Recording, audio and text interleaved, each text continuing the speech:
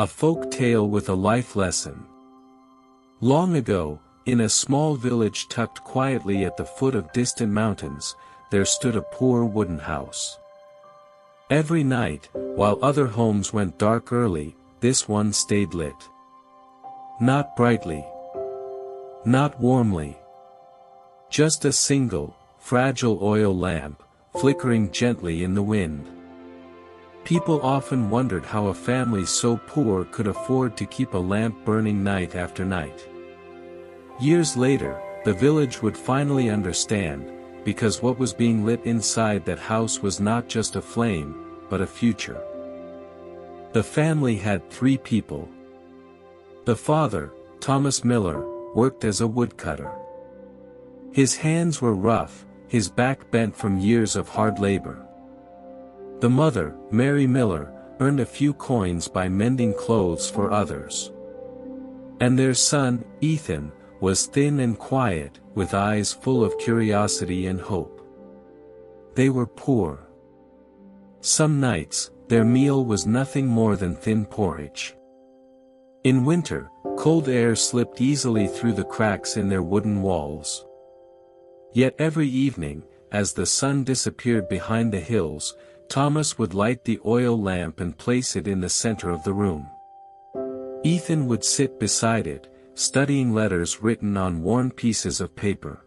Neighbors whispered among themselves.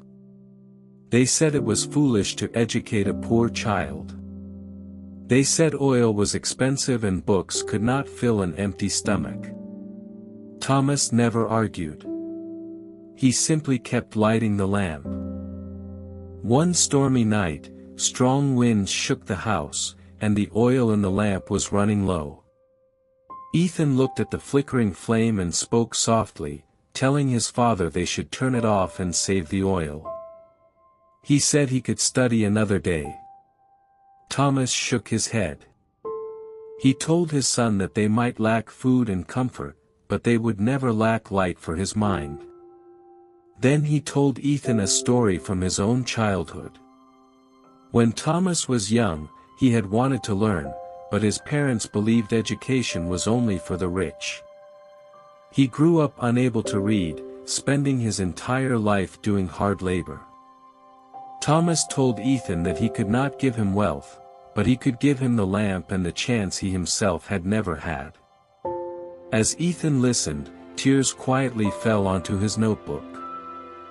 As the years passed, Ethan grew older, and his knowledge grew with him. But so did the mockery.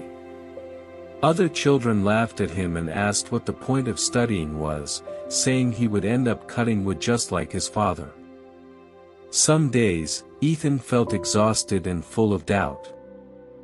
One night, he told his mother that maybe he should stop studying and help the family instead. Mary said nothing at first. She simply added more oil to the lamp. Then she told him that even the weakest light could push back the darkness. She said his learning was not only for himself, but for all of them. And once again, the lamp burned. One year, a terrible drought struck the land. Wood became scarce, and Thomas worked longer hours until illness finally broke him. The family fell into deep hardship. Someone suggested selling the lamp to buy food, but Mary refused. She said that as long as the lamp stayed lit, hope still lived in their home. That night, Ethan saw his father cry.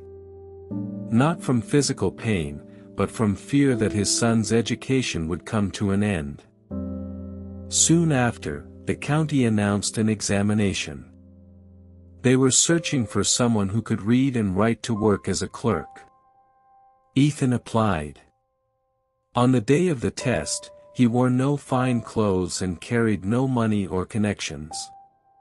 All he carried were the memories of countless nights spent studying beneath a trembling oil lamp. Ethan passed the examination in first place. The village was stunned. Those who had mocked him fell silent, and those who had doubted him felt ashamed. Ethan earned a steady income and was able to support his parents. But what mattered most to him was the first night he returned home and saw the same old lamp glowing softly in the darkness. Years later, Ethan became a respected man.